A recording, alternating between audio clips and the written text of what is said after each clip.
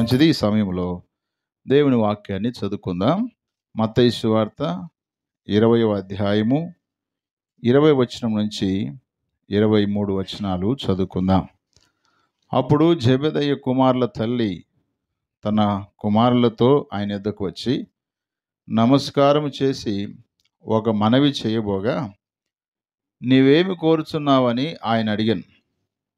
అందుకు ఆమె, నీ రాజ్యమందు ఈ నా ఇద్దరు కుమారులలో ఒకడు నీ కుడి వైపునను ఒకడు నీ ఎడమ వైపున కూర్చుండ సెలవిమ్మని ఆయనతో అనెను. అందుకు యేసు, మీరేం అడుగుచున్నారో అది మీకు తెలియదు.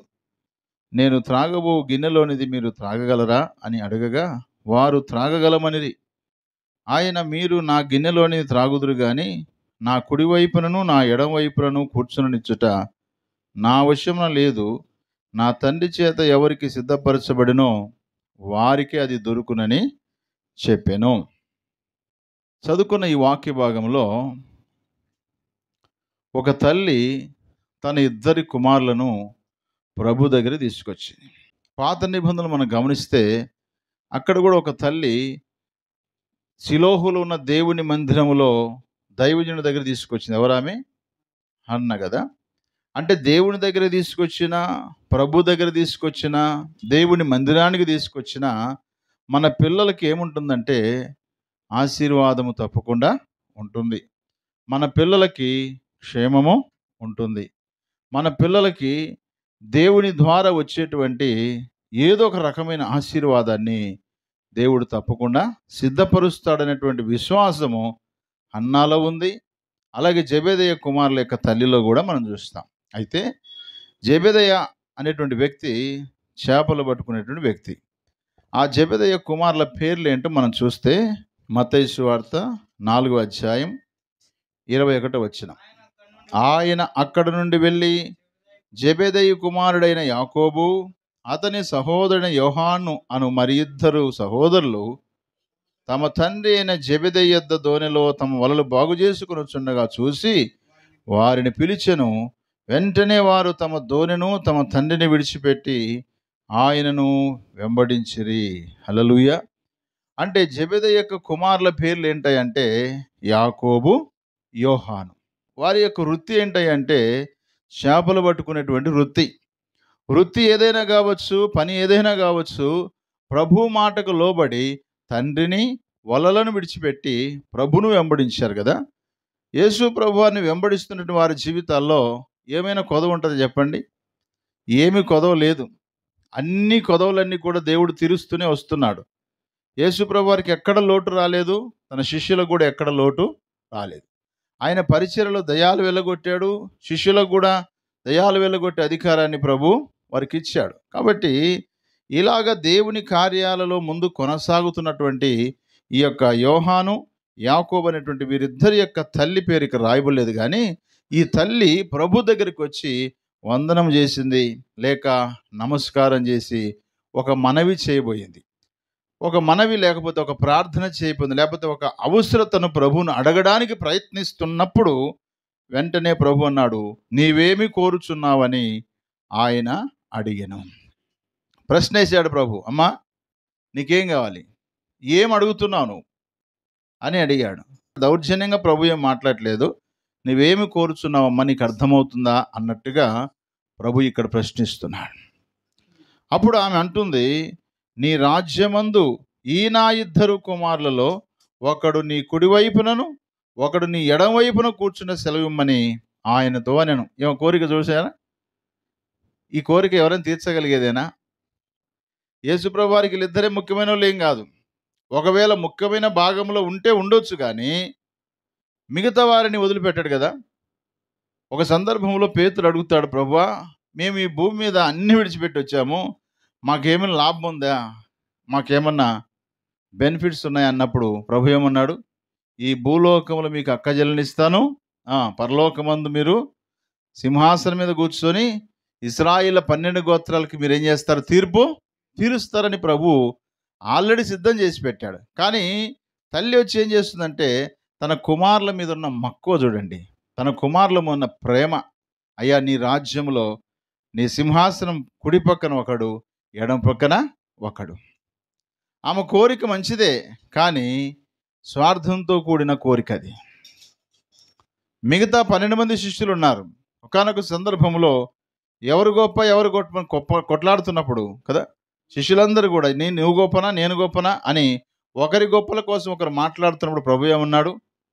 పరలోక రాజ్యంలో ఎవడు గొప్పవాడంటే పరిచర్య చేసేవాడే గొప్పవాడన్నాడు. కొన్ని సందర్భాల్లో ఈ చిన్న పిల్లవాని వలె ఎవరైతే ఉంటారో వారే పరలోకంలో గొప్పవారు అన్నారు కదా. కాబట్టి కేవలం మిగతా వారిని వదిలేసేసి కేవలం తన కుమారులే దేవుని రాజ్యంలో కుడివైపున ఎడమవైపున ఉండాలని తన తల్లి ఇష్టపడుతుంది. ఒక తల్లిగా తన యొక్క కుమారుల యొక్క భవిష్యత్తు కొరకై ఆమె ప్రభు దగ్గర వేడుకుంటుంది, లేక ప్రభు దగ్గర మొరపెడుతూ ఉంది. దీంట్లో మనం నేర్చుకోవాల్సిన సత్యం ఏంటంటే, మన కుటుంబాల్లో దేవుడు మనకిచ్చిన పిల్లల విషయంలో దేవుని దగ్గర మనం ఏం చేయాలా? మొరపెట్టాలి. ప్రభువా, ఈ లోకం వారు బ్రతికినంత కాలము నీకోసం బ్రతకాలి, ఈ లోకయాత్ర ముగించబడిన తర్వాత నీ రాజ్యంలో ఉండాలి ప్రభువా అని మనం కోరుకుంటే మంచిది. నీ రాజ్యంలో కుడివైపున ఒకరిని ఎడమవైపున ఒకరిని ఉంచు ప్రభు అని ప్రార్థన చేసే అర్హత, హక్కు మనకేమీ లేదు. ఆయన కుడివైపున కూర్చోవాలన్నా ఎడమవైపున కూర్చోవాలన్నా ఎవరి స్వాధీనంలో ఉంది? దేవుని యొక్క స్వాధీనంలోనే ఉంది. ఒక సందర్భంలో లూకాసు వార్తలు మనం గమనిస్తే అక్కడ ఒక విషయాన్ని మనం గమనించవచ్చు. యేసు ప్రభువుని సిలువ వేశారు. సిలువ వేసినప్పుడు కుడివైపున ఒక దొంగ ఉన్నాడు, ఎడమవైపున కూడా ఒక దొంగ ఉన్నాడు. ఆ ఇద్దరు దొంగల్లో ఒకడు అంటున్నాడు, నీవు రక్షకుడు అయితే, నువ్వు దేవుడు అయితే, దేవుని కుమారుడు అయితే నిన్ను నీవు రక్షించుకొని నన్ను కూడా రక్షించు, అంటే నువ్వు సిలువ మీద దిగి నన్ను కూడా దించు అన్నట్టుగా మాట్లాడాడు. మరొక దొంగ ఇలా అన్నాడు, ఏమన్నాడంటే, నీవు దేవునికి భయపడవా? నీవు అదే శిక్షలో ఉన్నావు కదా, మనం చేసిన పాపానికి మనం చేసిన తప్పిదానికి సరిపోయింది శిలువ శిక్ష. ఆయన ఏ తప్పిదము చేయలేదు, ఆ దేవునికి నువ్వు భయపడవా అని తర్వాత ఒక మాట అడిగాడు. ఏమడిగాడంటే, నీవు నీ రాజ్యముతో కూడా అనగా దేవుడు తన రాజ్యముతో, ప్రభు తన రాజ్యముతో, తన దూతల సమూహముతో తిరిగి వచ్చేటప్పుడు నన్ను జ్ఞాపకం చేసుకో అన్నాడు. కొంచెం టైం అని చూద్దామని ప్రభు ఏమనలే, ఇమ్మీడియట్గా ప్రభు ఏమన్నాడు? నేడు నీవు నాతో కూడా పరదేశులో ఉండు అన్నాడు. హల్లెలూయా. అంటే మనం అడిగేటువంటి విధానాన్ని బట్టి దేవుడు ప్రతిస్పందిస్తాడు. మనం అడ్డగోలుగా అడిగామనుకోండి, స్వార్థపూరితంగా అడిగామనుకోండి, ఇష్టం ఉండి ఇష్టం లేక అడిగామనుకోండి, ఎప్పుడూ దేవుడు ఇవ్వడు. మనసు పూర్తిగా అడిగాడు, హృదయపూర్వకంగా అడిగాడు, తన పాపమును ఒప్పుకుంటూ అడిగాడు, తను ఎలాంటి వాడో సంగతిని గుర్తెరిగి ఆయన ప్రభు యొక్క రాకడ గురించి గుర్తుపెట్టుకొని ఆయన మాట్లాడుతున్నాడు అక్కడ. అందుకోసమే ప్రభు తన రాజ్యంలో ఉండడానికి అతన్ని ఇష్టపడ్డాడు. కానీ ఇక్కడ ఉన్నటువంటి జెబెదయి కుమారుల తల్లితో ప్రభు ఇలా మాట్లాడుతున్నాడు. ఏమని మాట్లాడుతున్నాడు? మత్తయి సువార్త 20వ అధ్యాయము 22వ వచనం. అందుకు యేసు, మీరేమి అడుగుచున్నారో అది మీకు తెలియదు, నేను త్రాగబోవు గిన్నెలోనిది మీరు త్రాగగలరా అని అడగగా వారు త్రాగగలమని తల్లితో కలిపి ఇద్దరు కుమారులు కూడా ఏమంటున్నారు? మేము త్రాగుతామా అన్నారు. త్రాగలరా? ఏంటి త్రాగడము? గిన్నెలోనిది అంటే ఏంటి తెలుసా? సర్వమానవాళి కొరకై యేసు ప్రభు వారు ప్రాణము పెట్టబోచున్నాడు. ఆ యొక్క గెత్సెమనే తోటలో ఆయన చెమట రక్తంగా మార్చబడింది. అప్పుడు ఆయన అన్నాడు, తండ్రి నీ చిత్తమైతే ఈ గిన్నెను తొలగనిమ్ము అన్నాడు. అయినా సరే నీ చిత్తమే జరుగును గాక అన్నాడు. అంత భయంకరమైనటువంటి సర్వమానవాళి యొక్క పాపాన్ని భరించడానికి శిలువ యాగం కాబోతున్నటువంటి ప్రభు, నేను త్రాగబో గిన్నెలో మీరు త్రాగుతారా అని అంటే త్రాగగలమన్నారు. వెంటనే ప్రభు అన్నాడు, మీరు నా గిన్నెలోని త్రాగుదురు కానీ నా కుడివైపున ఉండుట, నా ఎడమవైపునుట కూర్చున్నట నా వశమున లేదు. నా తండ్రి చేత ఎవరికి సిద్ధపరచబడినో వారికే దొరుకునని చెప్పాను. అంటే ఆమె అడిగినందుకు ప్రభు ఓకే అన్నాడా? నో అన్నాడా? ఓకే అనలేదు. సరేలేమ్మా, నువ్వు అడిగింది మంచిదే కాబట్టి నువ్వు ఎట్టన్నా ఉండు, నీ కొడుకుని ఒకవైపున యాకోబుని మరొక వైపున యోహాన్ని కూర్చోబెట్టుకుంటాలేమని తాత్కాలికంగా తల్లిని సంతోషపరచడానికి ప్రభు ఇష్టపడలేదు. చాలాసార్లు మనము మనుషులని ముఖస్తుతి చేస్తూ ఉంటాం, తాత్కాలికంగా మెచ్చుకుంటుంటాం, తాత్కాలికంగా సరేపో అంటాం. అది కరెక్ట్ విధానం కాదు. ప్రభు మాట్లాడిన మాటలు కొన్ని సందర్భాల్లో ప్రజలకి కఠినంగా అనిపించి చాలామంది యేసు ప్రభువుని వెంబడించకుండా వెనక్కి వెళ్ళిపోయారంట. అందుకే ప్రభువుని మనం అడిగేదాన్ని ఆయన ఇచ్చినా ఇవ్వకపోయినా మనమేం చేయాలంటే, మనం అడిగేది ప్రభుకి ఇష్టమా, ఇష్టం కాదా, అసలు ఇది మనం అడగవచ్చా అడగకూడదా అనే ఆలోచన కూడా లేకుండా కేవలం తన కుమారుల నిమిత్తమే ఆలోచన చేసింది ఆమె. ప్రభువా, నువ్వు పిలిచిన వెంటనే నా కుమారుడు యాకోబు, యోహాను నిన్ను వెంబడిస్తున్నారు ప్రభువా. వారి జీవిత కాలం అంతా ప్రభువా నీ కోసం నమ్మకంగా ఉండి ఈ లోకయాత్ర ముగించి ఒకరోజు పరలోక రాజ్యం చూడడానికి సహాయం చేయ ప్రభు అంటే సరే అనేవాడేమో. కానీ ఆమె కోరుకున్న కోరికలో స్వార్థపూరితమైన కోరిక ఉంది. కేవలం తన పిల్లలే సింహాసనం మీద కూర్చోను. కానీ ప్రభు ఏమంటాడంటే, ప్రకటన గ్రంథం 3:21 ప్రభు ఇలా మాట్లాడుతున్నాడు. నేను జయించి నా తండ్రితో కూడా ఆయన సింహాసనం నందు కూర్చుండి ఉన్న ప్రకారము జయించు వానిని నాతో కూడా నా సింహాసనం నందు కూర్చుండనిచ్చేదని అన్నాడు. అక్కడ సింహాసనం మీద కూర్చోబెట్టుట నా వశములో లేదని చెప్పిన ప్రభువు ఇక్కడ మాట్లాడుతున్నాడు. ఏమని మాట్లాడుతున్నాడు?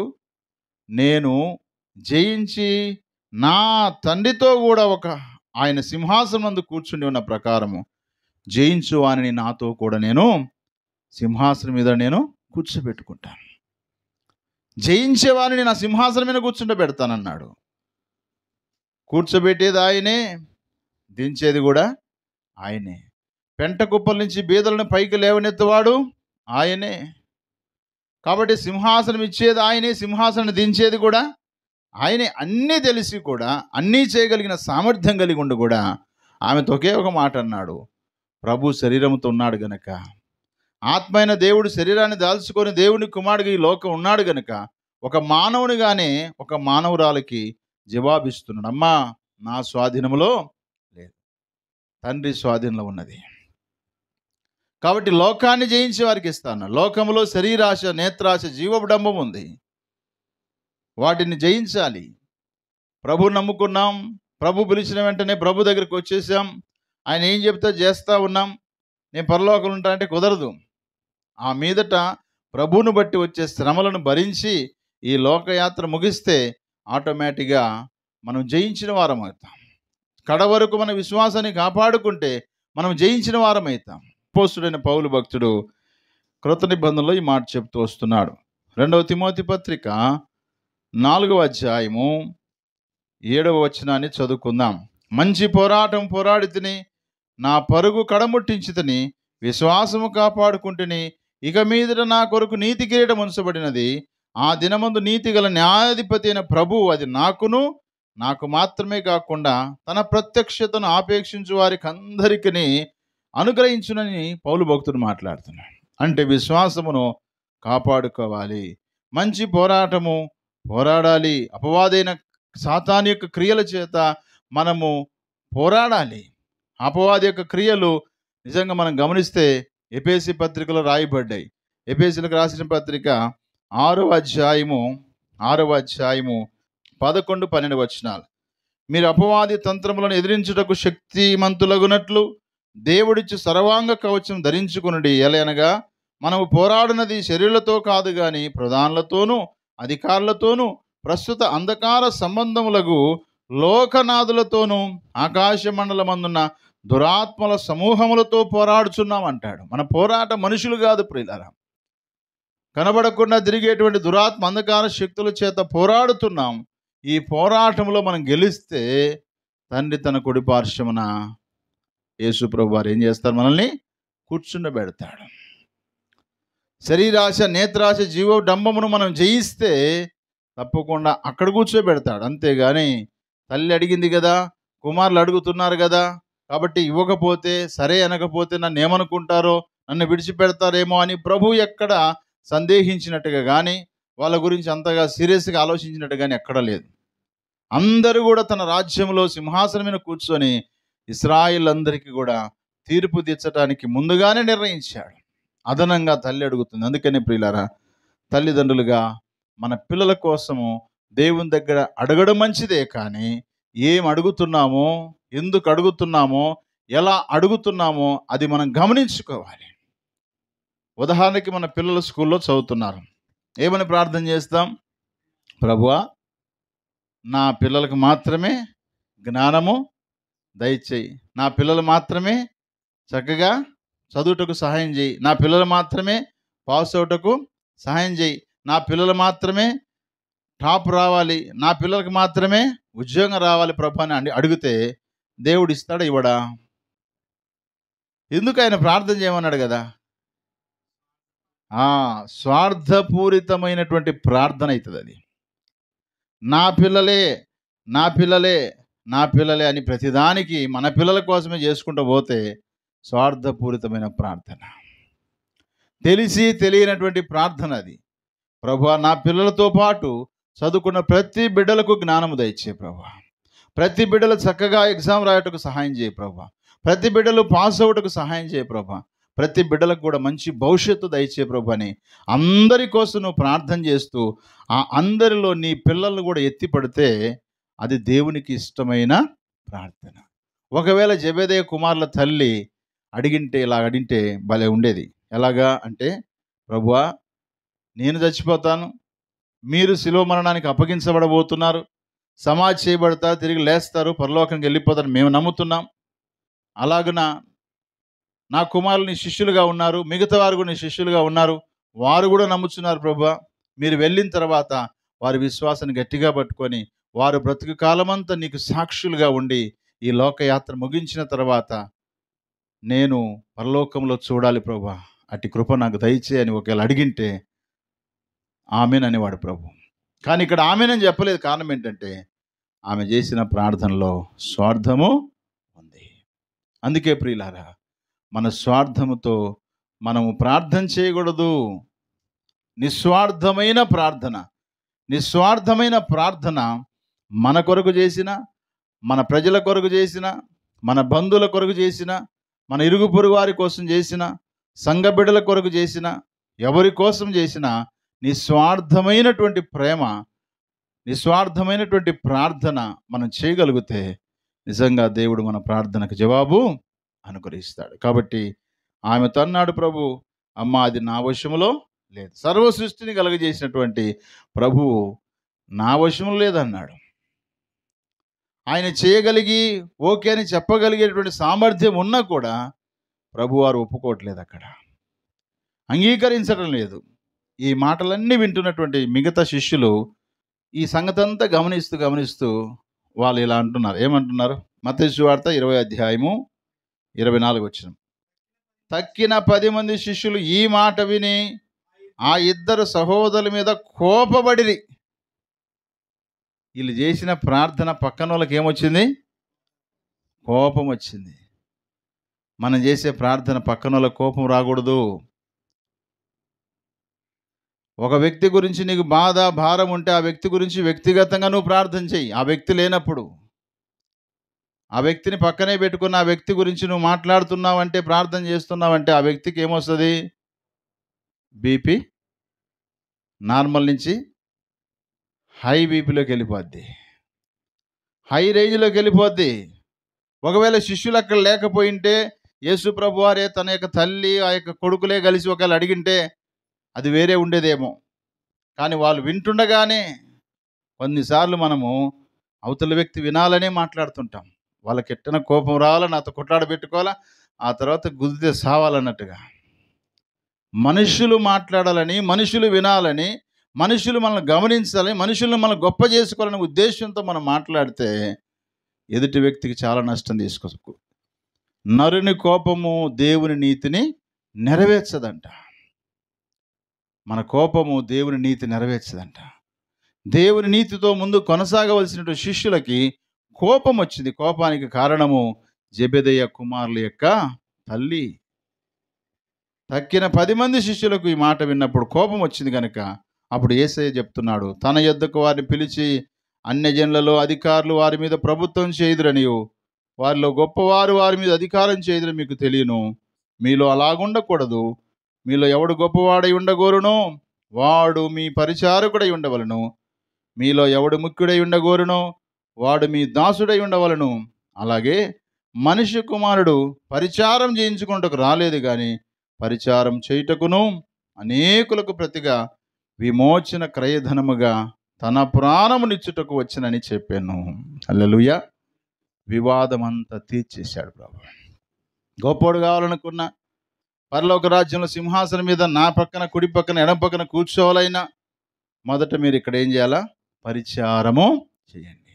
మిమ్మల్ని మీరు తగ్గించుకోనండి. ఒకరి మీద ఒకరు ఆజమాయిషిగా ఉండొద్దండి.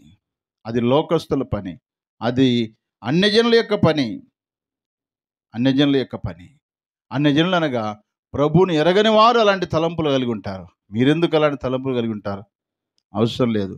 నేను నా ప్రాణాన్ని క్రయధనంగా పెట్టడానికి వచ్చాను, పరిచారం చేయుటకు వచ్చాను. కాబట్టి మీరు ఒకరికొకరు పరిచారం చేసుకోనండి.